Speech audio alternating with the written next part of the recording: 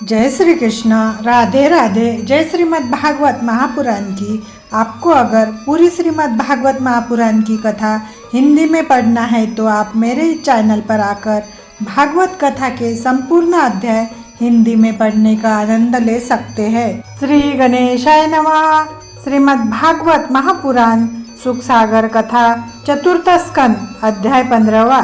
मैत्रेय जी बोले, हे विदुर, ऋषियों ने एक अत्यंत सुंदर तथा नीतिज्ञ राजा उत्पन्न करने के लिए राजा बेन की दाहिनी भुजा को फिर मथा। उस भुज मंथन द्वारा एक परम तेजस्वी स्वरूपवान विशालकाय अजानुभुजाओं वाला पुरुष तथा एक परम सुंदर स्त्री की उत्पत्ति हुई।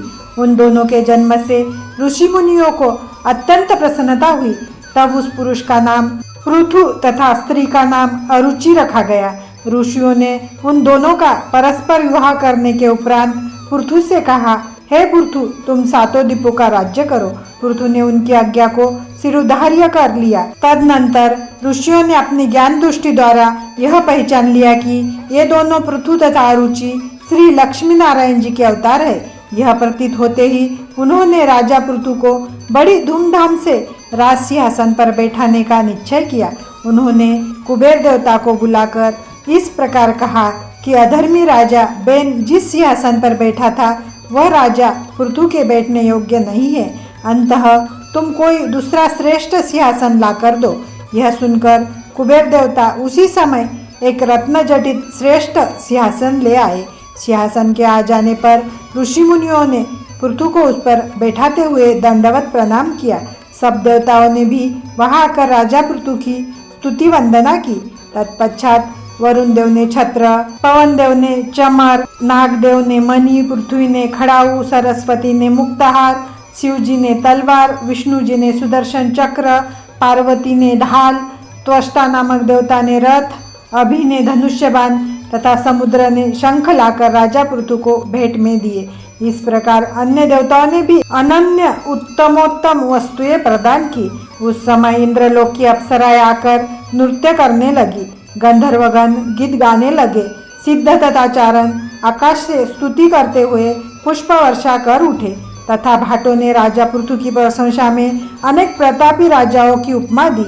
हे विदुर जी, अपनी प्रशंसा सुनकर राजा पृथु ने उन सबसे कहा कि अभी तक मैंने ऐसा कोई कार्य नहीं किया है जिससे उसकी प्रशंसा करने की आवश्यकता पड़े। केवल लोभ के वशीभूत होकर किसी मनुष्य की इंद्र के समान प्रशंसा करनी उचित नहीं है।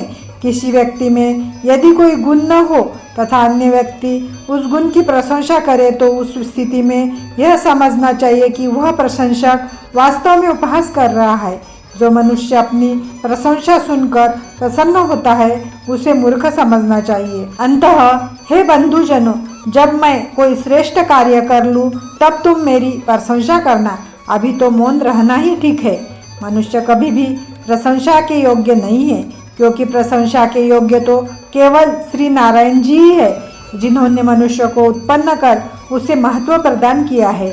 जब कोई मनुष्य श्री नारायण जी द्वारा प्राप्त हाथों से शुभ कर्म करता है तभी वह प्रशंसा के योग्य होता है। अंतः सबका पालन करने वाले श्री नारायण जी ही स्तुति के योग्य है। वे ही प्राणियों को वैकुंठ लोक का आनंद प्रदान करते हैं। राजा पृथु के मुख से इन वचनों को सुनकर सभी सभासद उनकी ओर अधिक प्रशंसा करने लगे। इति श्रीमद् भागवत महापुराण सुख सागर कथा चतुर्थ स्कंद अध्याय 15वां समाप्त।